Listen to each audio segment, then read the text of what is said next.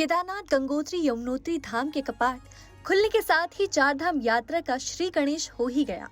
आज विधि विधान से सुबह 7 बजे पहले केदारनाथ धाम के कपाट श्रद्धालुओं के दर्शन के लिए खोले गए।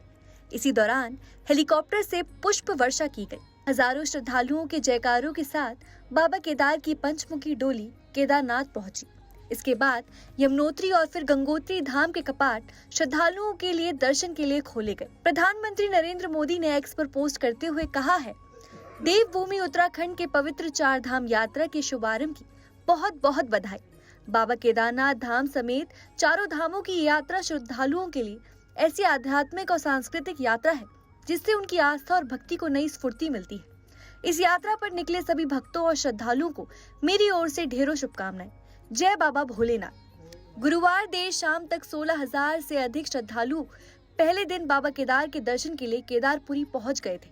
आज सुबह केदारनाथ धाम के कपाट खुलने के बाद यमुनोत्री धाम के कपाट सुबह 10:29, फिर गंगोत्री धाम के कपाट 12:25 श्रद्धालुओं के लिए खोले गए।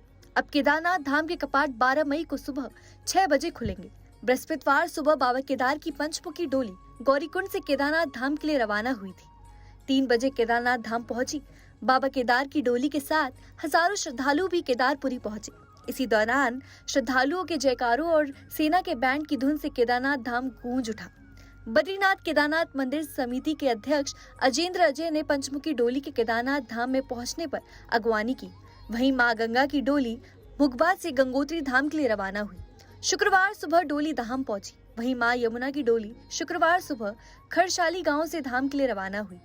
केदारनाथ, गंगोत्री और यमुनोत्री धाम को फूलों से भव्य रूप से सजाया गया है। केदारनाथ मंदिर को 20 क्विंटल से अधिक फूलों से सजाया गया। धाम में दर्शन के लिए इस बार श्रद्धालु आस्था पथ पर जाएंगे। आस्था पथ पर बैठने के लिए बेंच की व्यवस्था की गई है। साथ ही बारिश और बर्फबारी से बचने के लिए रेन शेल्टर बनवाए गए। 22 लाख से अधिक श्रद्धालु पंजीकरण करा चुके हैं। पंजीकरण के आंकड़े को देखते हुए इस बार भी प्रदेश सरकार को चार धाम यात्रा में श्रद्धालुओं का नया रिकॉर्ड बनने की उम्मीद है।